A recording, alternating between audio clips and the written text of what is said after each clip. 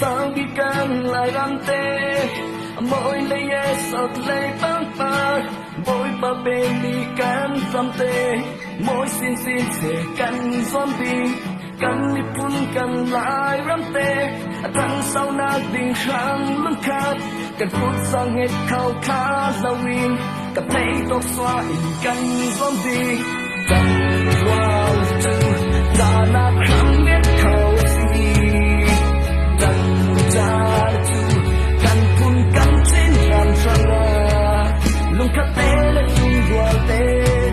tỏa ra từ càng đi phun răng ra bài đi ngang tao mê đi mơ tâm niệm phun lại răng ra để kim nào đã treo đầu thả ra để lòng mình là lòng tu đê để lấy mình để ta thả tâm niệm phun răng xí xê tu cao ô lại đi ngang tỏa cao ô lại đi ngang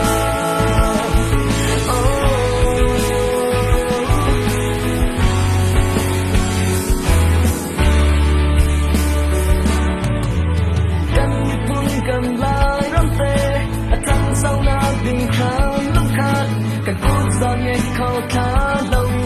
cần thấy tốt xóa in cần zombie cần qua chú ta na khang nghe khao gì cần ta na chú cần cùng cần chiến rằng rằng đừng khát tê đã đừng qua tê toàn ra đã chú cần đi tuôn làm sao bài mi là bao men đi mơ là nhịp không lại làm sao là tim nào đã treo nào đã phá ra mà làm nên là lòng tu lệ là lệ khi đã tan thả là nhịp không gian xí xê áp đủ thâu ô lại đi nà thoáng khăn ô lại đi nà